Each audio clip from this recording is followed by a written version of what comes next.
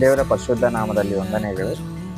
ಈ ದಿನ ನಾವು ದೇವರ ವಾಕ್ಯದಲ್ಲಿ ನೋಡುವುದಾದರೆ, ನಾವು ಆತನಿಗೆ ಅರ್ಹತೆ ಉಳ್ಳವರಾಗಿರಬೇಕೆಂದರೆ, ಆತನ ರಾಜ್ಯದಲ್ಲಿ ನಾವು ಕಾಣಬೇಕಂತಂದರೆ, ನಾವು ಮಾಡಬೇಕಾದ ಕಾರ್ಯಗಳಲ್ಲಿ ಪ್ರಮುಖವಾದ ಒಂದು ಅಂಶಗಳನ್ನು ನಾವು ತಿಳಿದುಕೊಳ್ಳೋಣ. ನಾವು ಮಾಡುವಂಥ ಕಾರ್ಯಕ್ರಮಗಳಲ್ಲಿ ನಾವು ದೇವರಿಗೆ ಮನಪೂರ್ವಕವಾಗಿ ಕರ್ತನನ್ನು ಅನುಸರಿಸುವಂಥವರಾಗಿರಬೇಕು. ನಮಗಿರುವಂಥದ್ದೆಲ್ಲದರಲ್ಲಿಯೂ ದೇವರಿಗೆ ಮೊದಲನೆಯ ಭಾಗದಲ್ಲಿ ನಾವು ದೇವರಿಗೆ ಸಮರ್ಪಿಸುವಂಥವರಾಗಿರಬೇಕು. ನಮ್ಮ ಯೌವನದ ಇಚ್ಛೆಗಳಿಗೆ ನಾವು ದೂರವಾಗಿರಬೇಕು. ನಮ್ಮ ಒಂದು ಮೈಯನ್ನು ನಾವು ಸ್ವಾಧೀನಪಡಿಸಿಕೊಳ್ಳಬೇಕು. ದೇವರ ವಾಕ್ಯವನ್ನು ನಮ್ಮ ಒಳಗೆ ನಾವು ಇಟ್ಟುಕೊಂಡಿರಬೇಕು. ಪ್ರಾರ್ಥನೆಯನ್ನು ನಾವು ತಪ್ಪದೇ ಮಾಡುವಂಥವರಾಗಿರಬೇಕು. ತಂದೆ ತಾಯಿಗಳನ್ನು ನಾವು ಸನ್ಮಾನಿಸುವಂಥವರಾಗಿರಬೇಕು.